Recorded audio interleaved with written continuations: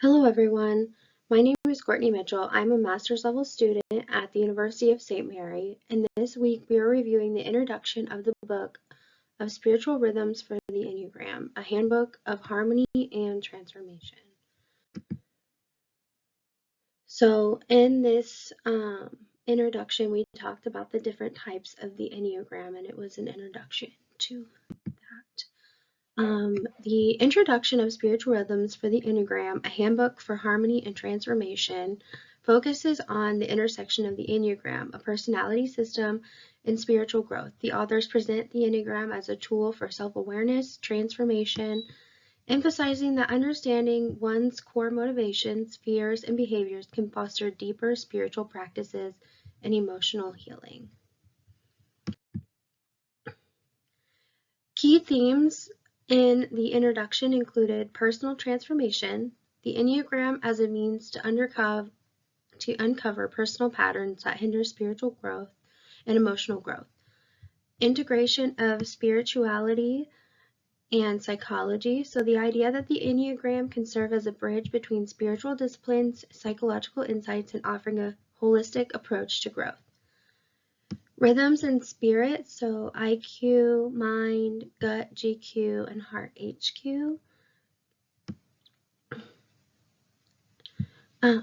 The introduction introduces the concept of spiritual rhythms, suggesting that cultivating specific spiritual practice aligned with each Enneagram type can lead to harmony and transformation. And it just talked about how the IQ, the mind, the gut, and the heart all can work together in harmony, and how that's our goal as human beings, to have those three parts of ourselves work together, and also to be able to empathize with others and to be our best self. They also focused on holistic growth. The book promotes the idea of using the Enneagram not just for self-discovery, but as a framework for deeper, more integrated spiritual practices. Overall, the introduction sets the stage for deeper exploration of how the Enneagram can be used as a tool for personal and spiritual transformation. So as a critical analysis, the authors of Rhythms for the Enneagram exhibited a clear, accessible writing style. I found it very simple to read, and anybody could read this, coming from any walk of life really. They approach the complex intersection of spirituality and psychology with a tone that is both inviting and reflective.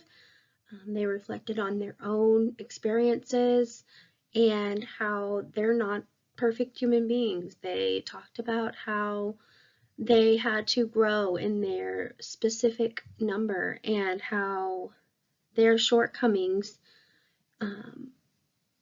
were made better by their partner or their peer, and how working together they are stronger. So they approach the complex intersection of spirituality and psychology with a tone that is both inviting and reflective, aiming to make these ideas relatable to a broad audience. The introduction is concise but rich in insight, which makes it accessible for readers new to the Enneagram, as well as those more familiar with the language. The language is straightforward, and there's an emphasis on clarity, ensuring that even dense or abstract concepts are presented in a digestible manner. From the organizational perspective, the introduction is well structured. It begins by providing context for the Enneagram system and its relevance to spiritual growth, followed by a discussion of its benefits and transformative potential. The transition from introducing the system to discussing the specific spiritual rhythms is smooth and logical, preparing the reader for the more detailed exploration in later chapters. One critique, however, might be that the introduction could benefit from a bit more depth in terms of explaining the origins and histories of the Enneagram for readers who are unfamiliar with it. The focus on spiritual transformation is key, but a brief history of system could have grounded the spiritual teachings in a more historical or academic context. For a content analysis, spiritual Enneagram information, the introduction is successful in presenting the Enneagram as a dynamic tool for personal and spiritual growth. It highlights the importance of understanding one's own core motivations and fears, emphasizing that This awareness can lead to more profound self-reflection and transformation.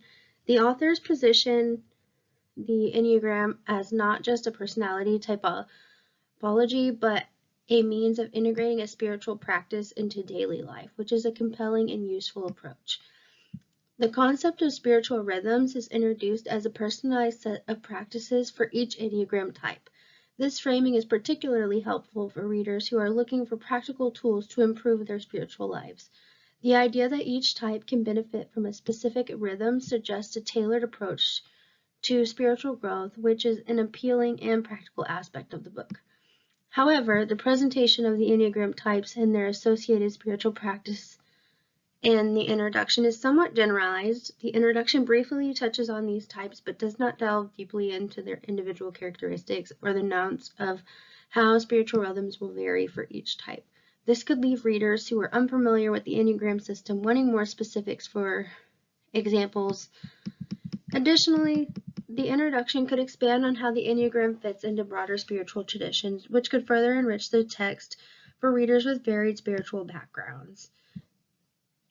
As far as accessibility, applicability, and usefulness of the information, the introduction provides a strong foundation for readers seeking a practical, accessible approach to spiritual growth through the Enneagram. It focuses on spiritual rhythms, is particularly useful for those looking for a tangible way to apply Enneagram insights to their spiritual practices. The authors successfully link the Enneagram to transformative change by emphasizing self-awareness, acceptance, and growth. One strength of this approach is that it frames the Enneagram as a tool for ongoing transformation, not just self-discovery. The idea of integrating spiritual practices into daily lives aligned with one's type make the concepts immediately applicable to readers. It also speaks to the broad audience, from those looking to improve their spiritual life to those seeking emotional healing. However, the downside of this model is that it may be overwhelming for readers who are new to the Enneagram or spirituality in general. The introduction does not include enough foundation context for a novice to understand the deeper layers of the Enneagram system. Additionally, while the authors emphasize the transformative potential of the system, they do not offer much on practical steps for integrating these rhythms into daily life beyond the initial conceptual framework, which could leave readers seeking more guidance. So, as far as clarity and accessibility, the writing is approachable and free of jargon that make it accessible for readers with varying levels of familiarity with the Enneagram or spirituality. I just wish it would have given a little bit more of a explanation of the different numbers, and for somebody who doesn't particularly have an education in the Enneagram, it could leave them wanting more, or it could lead them away from the text.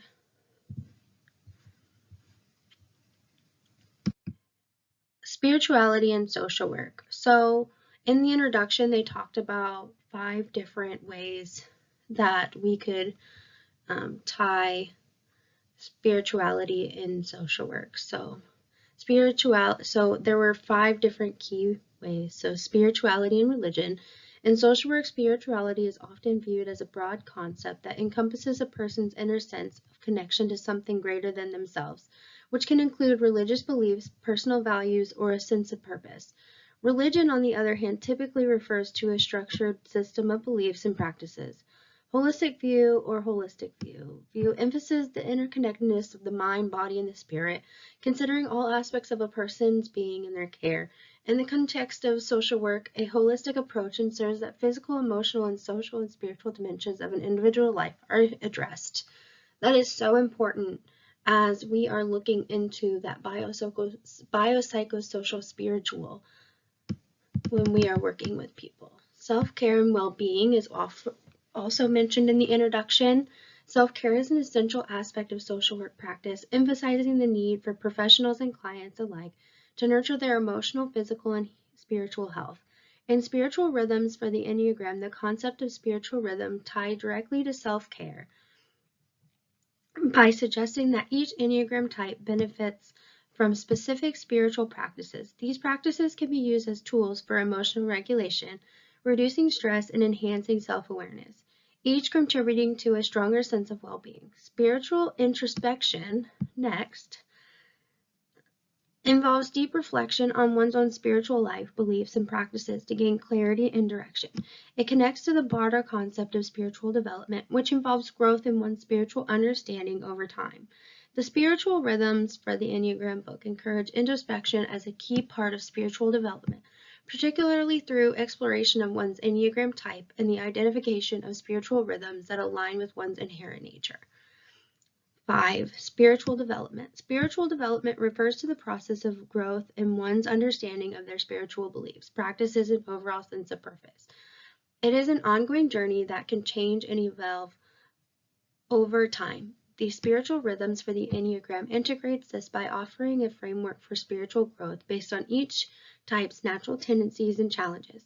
The book suggests that spiritual practices tailored to one's type can encourage personal growth and transformation, promoting deeper and emotional and spiritual healing. Overall, Spiritual Rhythms for the Enneagram, a handbook for harmony and transformation, offers a compelling and insightful introduction to integrating the Enneagram with spiritual growth. The introduction effectively introduces the Enneagram as a tool for both self-awareness and personal transformation, setting the stage for a deeper exploration of how each personality type can cultivate spiritual practices tailored to their unique needs. I'm really looking forward to continuing to read this text and grow as a person and learn more about my Enneagram number and those around me and how I can best work and be my best self. I also enjoyed how the introduction talked about our relationship with God and also how we can aim to be the best version of ourselves and treat others as Jesus would. I also really enjoyed its ability to look at not only the pros of each number, but also look at the downfalls of each and how we can build on each other and work in harmony, and how we are given this God-given potential to be the best version of ourselves, and by looking at where we struggle, we can become better and stronger and empathize more fully with other people. So genuinely, I am really looking forward to learning more, not only about myself, but also others and how I can best serve those in my community and family and all around me. Thank you.